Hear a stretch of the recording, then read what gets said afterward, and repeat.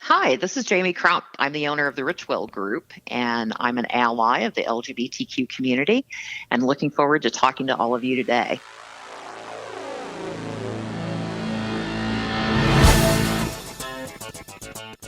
Hello, Out Bosses.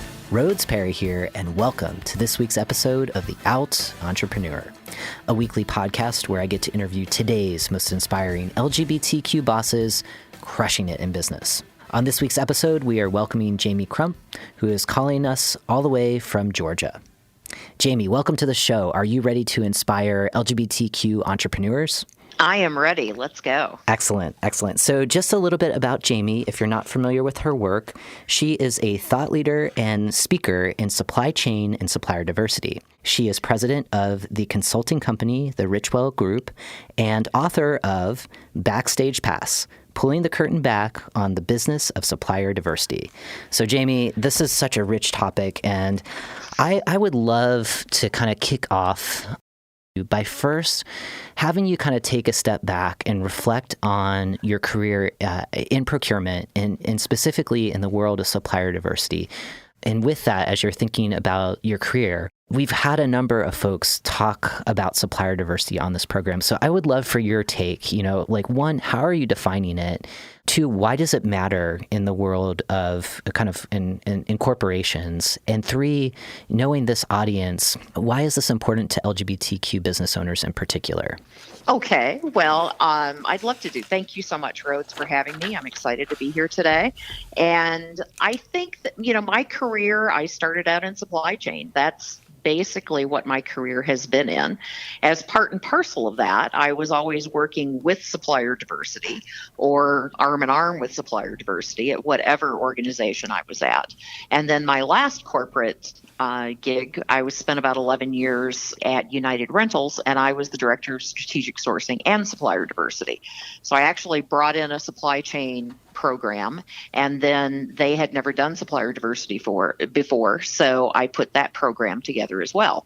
So depending on which hat I was wearing, I was either the person that your businesses were meeting at events, or I was the person that you wanted that person to introduce you to because I was in supply chain. Right. So with that, I've had a lot of experience working with different companies, working with different programs. So I had the opportunity to see what I thought did and didn't work before I started mine.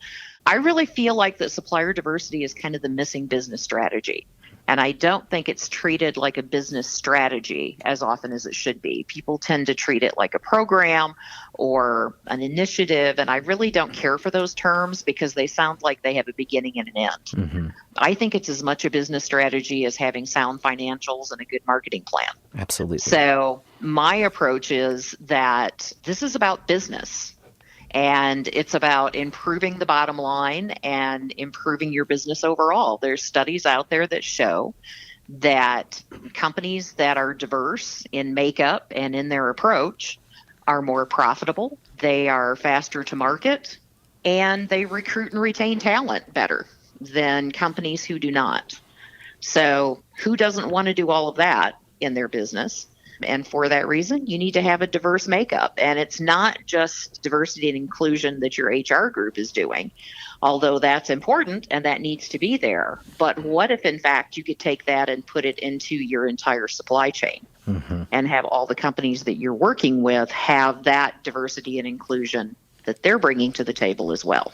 So talk to me about that, because in the work that I do when I'm not podcasting, that's something I really push either chief diversity officers on in terms of procurement, what's being done. I would say, half of the time working with different companies, they do have a supplier diversity program. The other half don't. They don't even know what it is. So kind of before we talk about, how it makes a company profitable, why it's good for retention, for those companies that do have a supplier diversity program, you've seen it all. You've seen it from starting one to companies that may have had one to kind of, taking it to the next level. What makes a successful supplier diversity program? What are some things like when you're going in and working with a corporation or a company, how do you assess it and how do you make it better to get to that success? Well, I mean, those are great questions, Rhodes. I think that when I'm looking at it, I'm really looking at how deep does it go within the organization.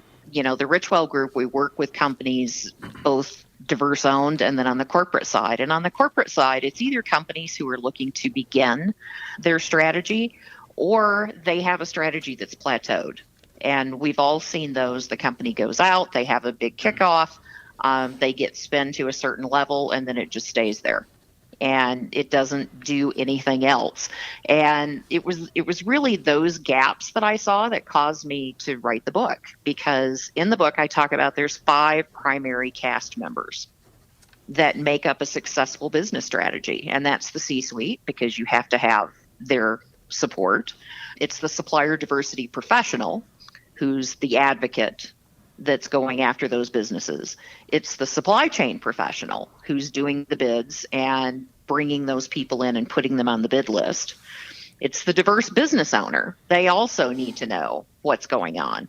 And then it's the end user, who's often forgotten, but that's the person who is driving the need for those goods and services. And they're really, writing the checks that pay for it all. And so at the end of the day, if they're not happy, ain't nobody going to be happy, as they say.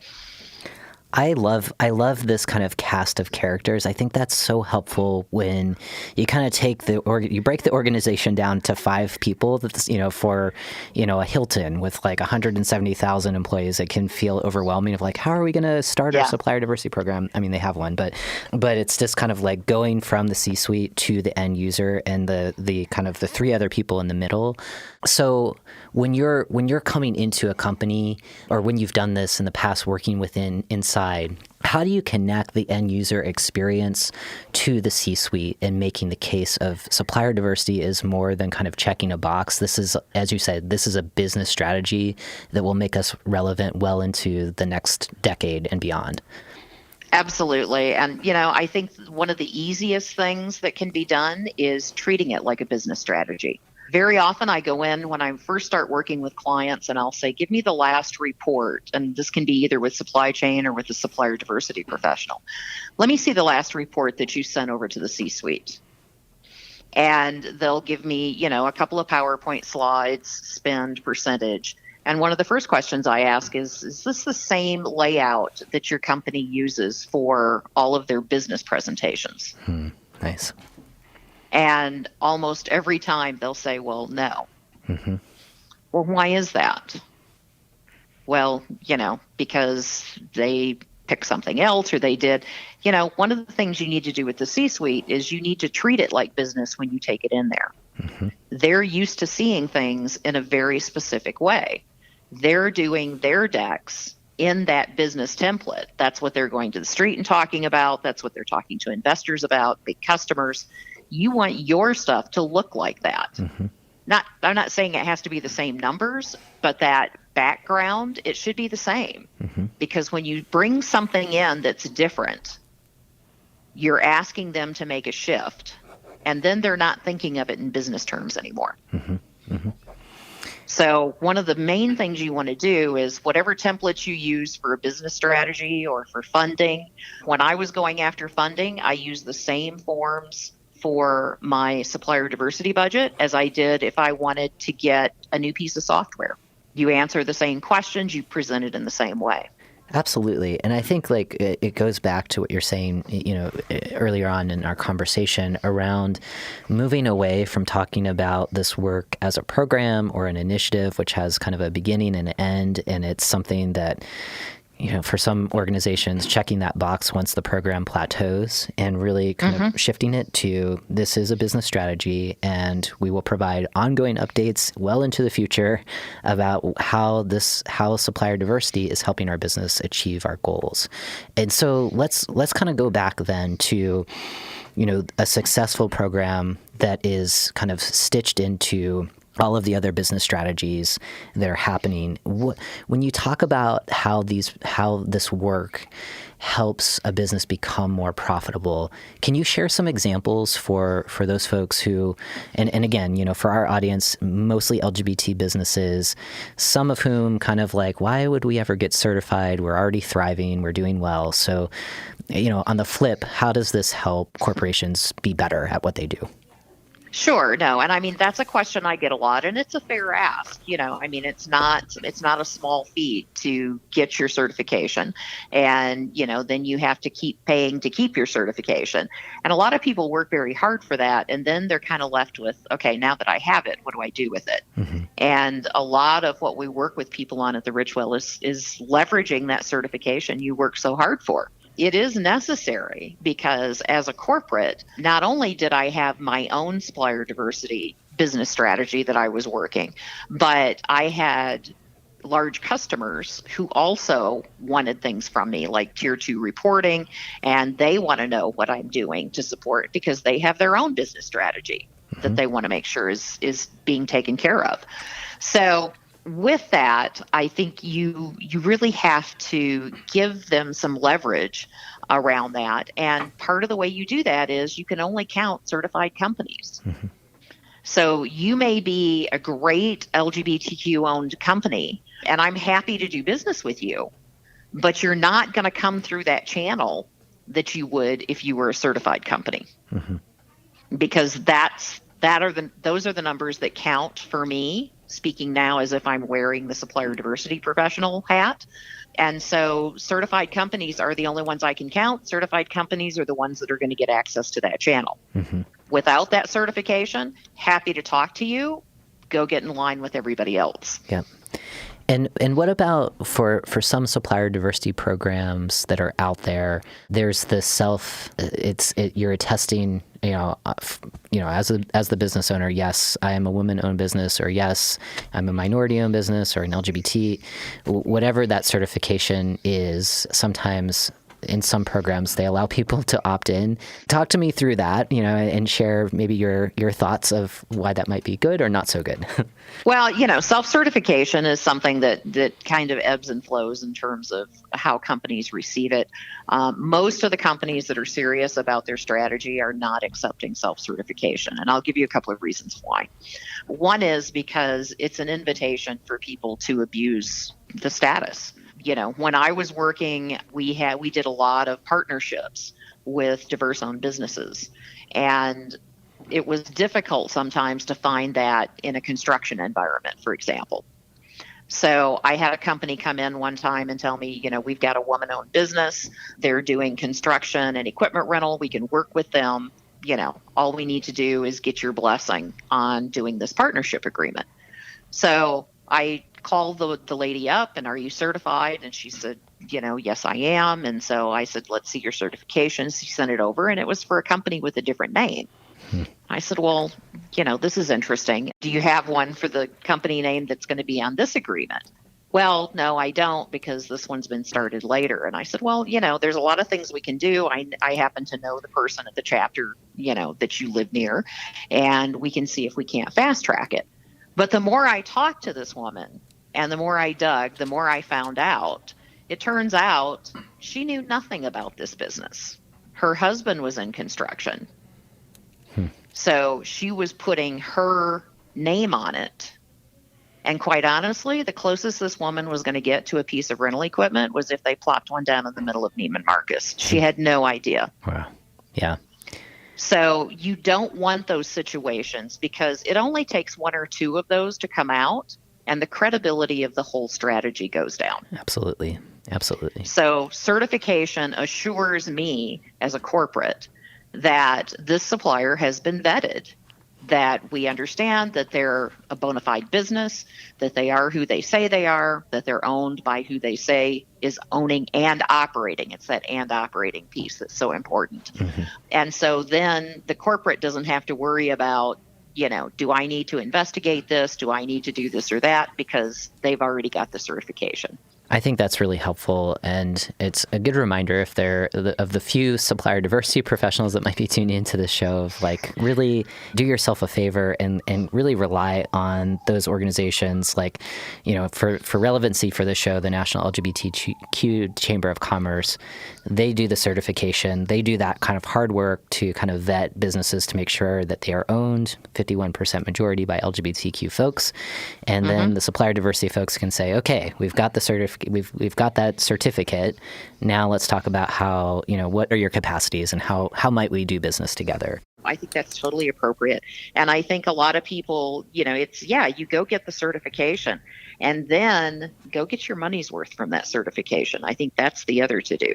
Yes. Yeah. And we've had a number of guests, and I would love your take on this too, to kind of talking about, and you do this in your business of leveraging your certification. So for those folks who have tuned in, you have, if you've gone through the certification process with the NGLCC, you have some power, right? And that power is only as good as you recognizing that you have it and that you put it to use. So it's like going to the gym. You have the gym membership, but you have to go to the gym to get the results. So that's right. How do you do that? Yeah. What are some, tips that you give, and it's probably in your book too, to, an LGBT certified business. Now that you've gone through all that work, you've paid your dues to your local chamber, you have the certification, you put that in your email signature. What do you do with it beyond that? Well, I think there's 2 or 3 key things that are very important. And you're right. The analogy with the gym is great because, keeping that card in my wallet doesn't make me any thinner. Right. Yeah.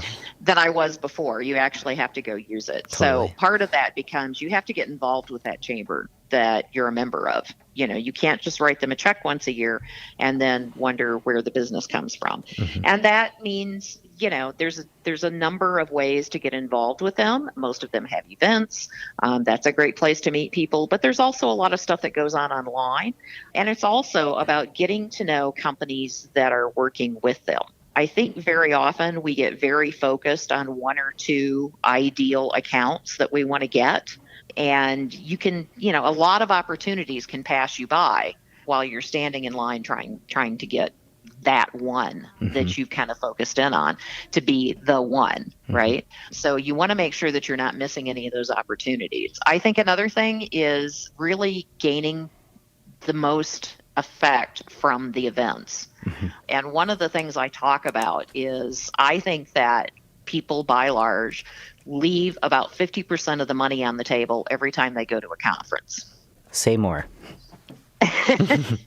Because I think that, if there were any other situation where you were plunking down $3,000 to $5,000 to go have a business meeting, you would research that within an inch of its life. But very often people will register for something like NGLCC's national conference, take a look at the sessions that are being offered, sign up maybe for the matchmaking, and then get on a plane and go in and think Providence is going to take care of the rest of it. There is so much work that you can do up front before you even set foot on the NGLCC ground. And then there are so many things you can do once you are there. What is on that agenda is about 50% of the opportunities that are there. If all you're doing is what's on the agenda and then you go party the rest of the night, you're leaving money on the table. I'm always amazed at how many people I see that sit at events and they'll sit out in the lobby or they'll stand in line at Starbucks and they've got their nose in their phone. That's a long way to fly to catch up on email. Yes. And especially when you're in a line standing still and there's people in front of you with the badge on and people behind you with the badge on, you should be talking to those people. Yes. Yes. When you go into breakfast or lunch for the keynote, you should be sitting at a table where you don't know anyone. Absolutely. And I think it's like that return to human relationships that I think as we've become, quote unquote, more connected through our online gadgets, right? Yeah. We sometimes forget those skills, right? So I think like what you're saying here is just that important reminder that It's the conversations, it's the people that are immediately close to you, with the badges on, that have traveled from wherever they've traveled from.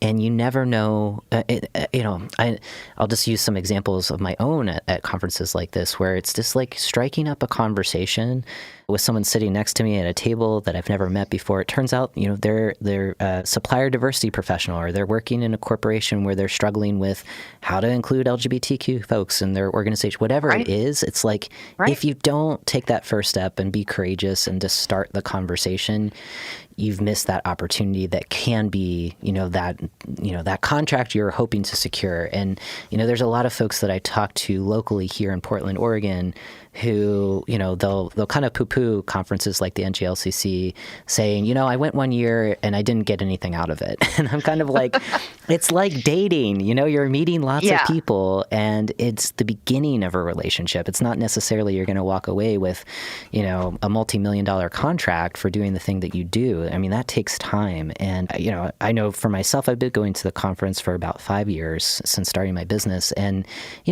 for some of those relationships I met 5 years ago at the first conference I landed at, we're now talking about starting a contract now. That's 5 years later. Yeah. But if I gave up after that first year, like what you're saying, I would have left all of the money on the table. So it's just, there's a lot of patience and grace in this process of doing business, right? Because it's that. Well, I mean, the sales lead time is long. Yes.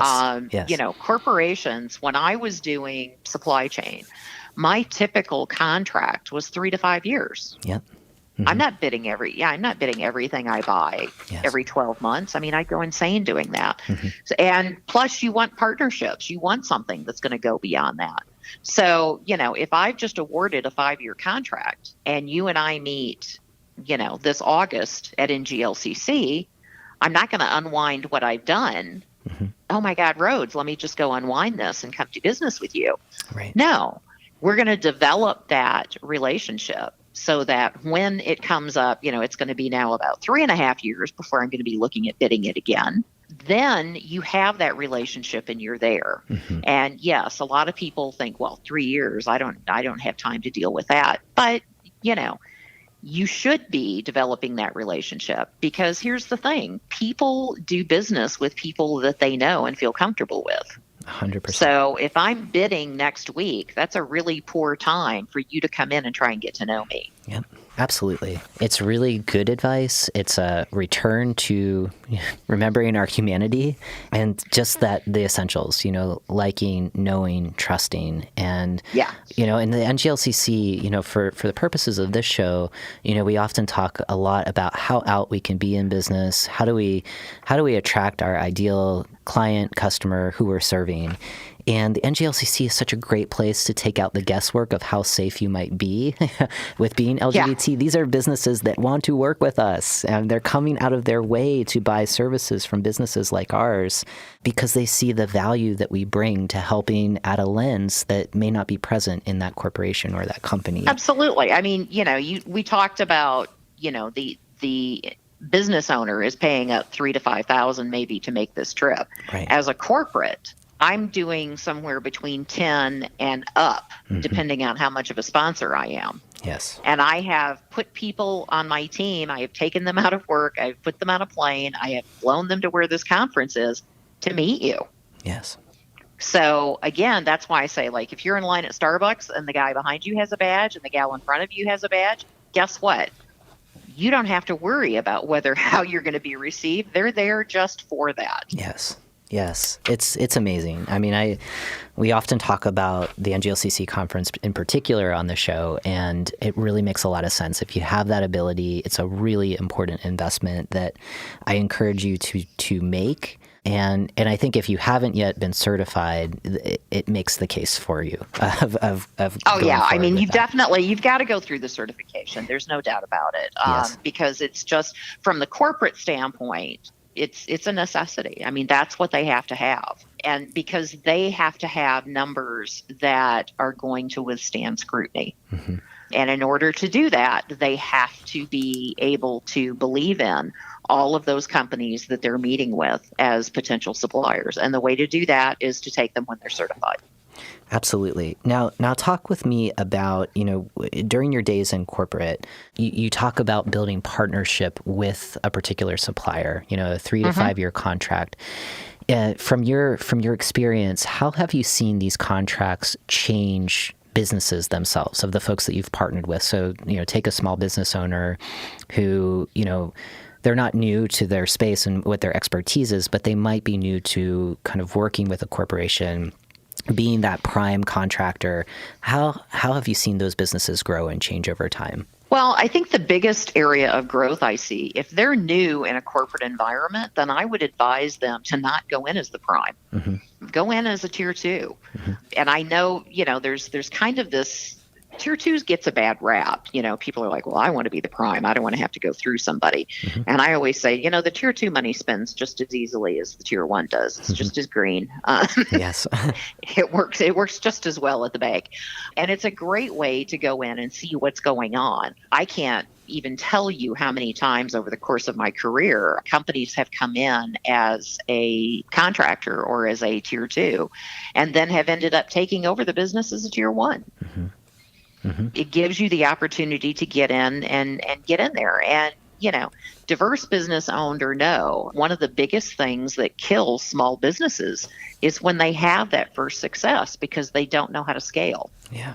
Yep. And sometimes the worst thing that can happen to them is they go along and they're growing, maybe 5-10% a year or something. And then all of a sudden they land that big contract and their business has doubled. And they don't know how to scale the business up that way. And it can really be, it's something from the supply chain standpoint that we take very seriously when we're looking at suppliers. I never wanted to be more than 10-15% of somebody's total revenue stream. So a lot of supply chain professionals will look at that and say, yeah, I don't think we're going to be able to do that. Doesn't mean that you can't do the work. But there's a certain risk as the corporate that you're taking on if they haven't done it before or if it's going to be that big of a jump. I would say if they are going after that business, don't just bid the bid. Show how you are going to handle this jump and how you're going to handle the growth, because that's going to be the biggest concern. So in those situations, and I'm asking for a friend. So no, in full transparency, I do a lot of tier 2 work, which I like, and it makes my life a lot easier. So on the scaling piece, what might be the things that you're looking for a business owner like me and others potentially listening to the show on how a business can demonstrate how to handle a jump? That's a great question. And I think there's a couple of things. I think one is certainly, as you said, if you're doing a number of tier 2s, that's a great story to be telling me. Okay. Because that tells me that you've been able to do that with either different companies or different customers or both. That tells me that you know how to adapt. Whether or not you've had that or not, if you're looking at taking a large jump, then I think part of your bid process should also be, oh, and by the way, here's the growth transition plan that we have. Nice. So this is what we're going to do to add people, if that's what a big piece of it is going to be. This is how we're ramping up technology.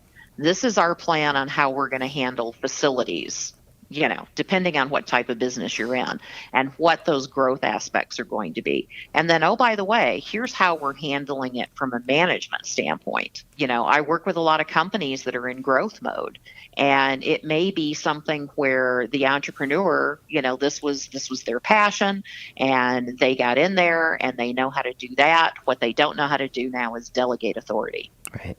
Yeah. So, I would say show what the plan is, not just for the technology and the financing or the people hiring, and that's all important, but also demonstrate that you recognize things are going to be changing and you have a plan to handle that. Oh my gosh, this is like, that alone has been that's amazing. It's amazing. So now I'm like so curious of like, oh my gosh, we haven't even talked about we're talking about probably things in your book, but let's talk about that. Let's kind of shift gears a little bit. So we're getting some teasers here.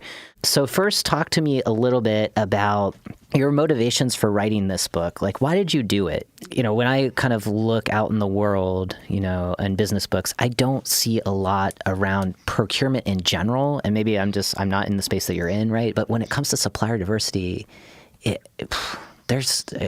feels like a very blue ocean. So was the motivation like, oh my gosh, like I have all this knowledge and why hasn't someone written a book? Or, walk us through that. A little bit of that started. I mean, when I left corporate about 2.5 years ago, and I decided I wanted to go out on my own. And I decided supply chain and supplier diversity; those are my sweet spots. That's what all my experience is in. So that's what I'm going to do. And I'm working with, as I said, both corporates, and I'm working with diverse-owned businesses. So in the beginning, I always knew that there was a disconnect between what has now become these cast members in my book, right? So when supplier diversity professionals go to the C-suite, they don't talk about it like it's a business strategy. When, supply chain and supplier diversity can actually end up often at odds with each other, depending on how the policies are written, because supply chain, they teach you less is more. You want to reduce your vendor base, right? Reduce that supplier base. How do you pay the supplier diversity professionals? Well, the more diverse companies you get in there, the better it's going to be. So already you're at odds. So I knew there was some of those gaps. I did not realize how often those gaps occurred. And so I started looking for information, books, papers, etc., that would help my clients kind of get over that hurdle. And, there's a lot of great stuff out there about diversity and inclusion, which is more from the HR side, tends to be. There are things out there about supply chain itself. It's pretty dry as a topic, and it doesn't really do anything in the supplier diversity space. Right. So that's really what kind of prompted me that I think this might be something, that there isn't a whole lot of out there that could be of value to people. If these 5 cast members knew how to interact with each other, understood each other better, and could interact better, the company would have more success. That was really the structure behind, let's sit down and see if we can't get some of this down on paper. It's the way that you approach the topic too. I mean, just the title to me, Backstage Pass, you're pulling the curtain back, you've got the cast members. To me, it's just like, it's obviously filled with a lot of valuable knowledge, and it's a fun way, at least from my perspective, to kind of think about this work and to think about the people that are responsible for the success of supplier diversity. And I'm kind of just going back to that end user from the perspective, and I'm just, as someone who's transgender, thinking about an end user who is someone, let's just use Nike as an example, people buying clothing that typically tends to be gendered, right? So the end user is someone who might express their gender in non-traditional ways, may not really, they may want a more unisex shoe or clothing. So to me, I think that of the cast members, one of them being a business, a supplier that could help a Nike, design clothing or shoes that are more inclusive of non-binary people, right? But without connecting those businesses that have that expertise, a big corporation like Nike misses out on a market that is growing, right? I mean, in California alone, in the Healthy Teen Survey, so we're looking at high schoolers, 30% of young people are identifying as non-binary. So that's big. That's a big number. California's a big state. So I guess the reason why I'm sharing this is, from your lens, with LGBTQ suppliers, maybe you have an example of how you've seen, an LGBT-owned business help a big corporation solve a problem because that corporation didn't have that lens or lived experience. Can you think of an example like that could motivate our listeners to look into getting certified because they have a lot of value to add to a large corporation or a bigger business? Well, yeah, I mean, and here's the thing too. I mean, that input that they have is vast. It's way bigger than even, California has the 5th largest economy in the world or something to that effect. It's huge. So, it's a situation there, but it's also, you can be LGBTQ owned and just be a really good IT company. Totally. Yep. Right? Yep. So, it becomes that you're, as a corporation, you can miss out if you're not bringing these people to the table. Right. Because they may be a little bit smaller, they may be coming through a little bit different channel. But imagine if all you were doing when you went for IT was talking to, Apple and IBM and Microsoft. Well, think of all the great companies that are out there and how they got started. And they're kind of building the better mousetrap, right? I Absolutely. mean, all the apps that are out there today are not coming necessarily from those three companies. No. They're coming from smaller, more flexible, more in tuned with different customer bases, all of that they're going to be bringing to the table. Not only for perhaps the Nike example is a great one because, the clothing industry is getting turned on its ear because, there isn't necessarily the men's section and the women's section. Right. There's the clothing. Right. But in addition to that are all the other areas where a company is spending money. Don't you want that same creativity? Don't you want that same sense of partnership? Don't you want that loyalty? Don't you want that empathy that you get from a diverse owned business more than you might from some other? Or at least bring them to the table and let them compete with the others. Absolutely. So yeah. I think it's an additional channel. It's not the be all end all certification. It's a tool in your toolbox. Mm-hmm. Mm-hmm. And it's interesting because around the globe, it's very different than it is in America. I do a lot of work in Canada, for example, and I had one gentleman that was at an event that I attended, and I'm talking to him, and I said, "How do you find the conference so far?" He goes, "Well, to tell you the truth, I'm a little offended." I said, "Wow, that's a new one. Okay, tell me more." He goes, "We don't have the same situation in Canada that we have that you have in the U.S." He said, "I don't feel disadvantaged." Huh. And I said, "Oh, I see. Okay." I said, "I see you've got a golf polo shirt on there." I said, "Do you play golf?" He goes, "Oh, yeah." I said, "You like golf?" "Oh, I love it." I said, "Do you ever take potential clients golfing?" "Oh, yeah, if I can." I said, "It's great, isn't it?" I said, "You kind of get them all to yourself for 18 holes?" Yeah, it's great. I said, "So why would you use that tool in your toolbox and not use this one?" Wow. That's a great analogy. How did he respond? And he kind of smiled. He goes, I've had this conversation with 4 or 5 different people here today. You're the first one that's put it to me in a business context. Huh. Yep. And that's really what it's about at the end of the day. This is business. Mm-hmm. Mm-hmm. This channel is going to get, you want to go stand in line with everybody else, or do you want to get certified and come through this channel? Yep. And if you can do both, do both. Yeah. By all means. Yes. But why wouldn't you want 2 avenues instead of 1? Oh my gosh. Now you've just made the case of golf to me in a way where I'm like, I really don't like golf, but that makes a lot of sense. So anyway, I'm digressing here. That's brilliant. That's really brilliant, and making that case in such a way that he could hear, right? And that sounds like a superpower of yours, and I really appreciate you sharing that. So I want to talk a little bit more about the book to make sure that people who are really interested in this topic, including myself, I can't wait to see the book and read it. Is it out now? When does it come out? How can we share it with our audience? And what are other ways that we can support you as an author of this great work? Absolutely. It's not out yet. It's going to be out around the end of April. Okay. So it's in layout right now. Yeah, congratulations. And being printed up. Yeah.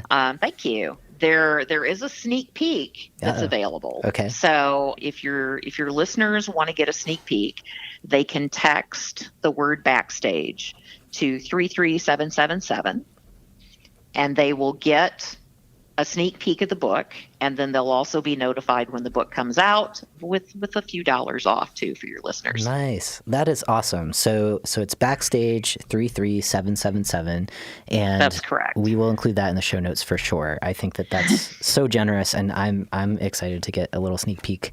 This is definitely an area that I'm super interested in, and thank you for just breaking it down, because I think on paper we hear the term supplier diversity a lot, And I think you are a thought leader in this space of just kind of really describing how it is a business tool and why not utilize it, just like golf, or inspiring people to do golf. Yeah.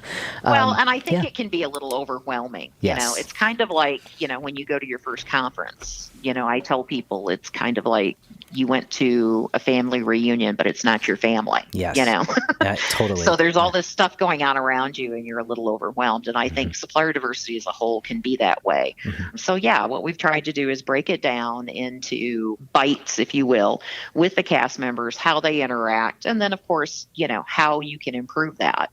So regardless of what cast member you may be, or if you're just interested in one of the cast members, you can understand a little better. And as we all know, when you understand better things happen.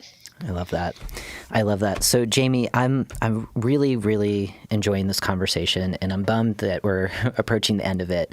So you're 2.5 years into your business. So congratulations on that for breaking out. Thank you. You're in entrepreneurial space. And, for our listeners, there's a good number of folks that are just thinking about getting started. So, now that you're in it, what kind of advice would you give to, our listeners who are thinking about getting started just to take that first entrepreneurial step to starting their own businesses? Well, it's different for everyone, I think, but I would say number one, make sure that you have some money to put into it. I think that's probably the first thing that kills a lot of entrepreneurs as you get into it. It takes time. It takes time to pull it all together, to get all of your back end stuff up and running the way you need it, to get your product the way you need it. So whatever amount of money you think you need, probably double that. Yes. and go for that. But I would also say, just if you really have a passion for it, maybe you can't do it full time. Maybe it becomes a side hustle for a while and you take it there. But whatever your passion is, start diving into it now. The associations that are around it, where your customers are going to be based, anybody that you can find that's doing it or that supports it, spend some time and do the research now and learn as much as you can. And then finally, I would say work the network. That's probably the biggest thing that people leave. I've got a lot of people that I'm connected with in my network that I hear from when they're looking for a job. Yes. And that's the only time I hear from them. You really want to make sure that you not only have those connections, but you're nurturing them. Yes. And that helps no matter which direction you end up going in. Yes, I completely agree with that. And I think it kind of goes back to, like the dating analogy, where it's just you have to put in the time and really get to know people and like you said, just nurture those relationships because they're everything. I mean, at the end of the day, it's people working with other people. That's how businesses work, right? And so that is super, super valuable. So I love that advice. And I'm really, really happy that you're in this space and you're supporting a lot of businesses trying to get supplier diversity strategies up and running, and at the same time supporting minority-owned business owners, LGBT business owners included in that. So for folks who are interested in learning more about what the Richwell Group does, how they can contact you, what's the best place to find you online? Best place to find me online is going to be my website, which is the Richwell Group, all one word, .com. Great. Or Jamie Crump on LinkedIn. Nice. Well, excellent. Well, I'm definitely going to connect with you on LinkedIn, Jamie. And I'm super happy that you were able to spend some time with us today. For listeners, so remember, the 33777 is a magic number to text both Backstage to and at the same time Outboss. And by doing the Outboss, you'll get connected to the show notes from today's conversation. You'll find out all of the websites of both the Richwell Group, as well as getting connected with Jamie's book and lots of other good stuff. So remember 33777 for both Backstage and Outboss. And with that, Jamie, we're done. And I would love to bring you back on in the future and to learn a little bit more about how your business changes over the years, if you're interested in that. And I would love to. And other insights of how the book has helped grow your business, which I know that it will. So we'll talk more about that offline. But just for now, thank you again for inspiring so many outbosses and to hopefully encourage more people to get certified in their businesses. Absolutely. Thank you so much for having me. I've enjoyed it. Yeah, excellent. And so for all of our listeners today, thank you so much for tuning in to today's conversations. And as a reminder, the show comes out every Tuesday morning, so be sure to tune in next week. And as always, keep being your authentic selves 100% of the time.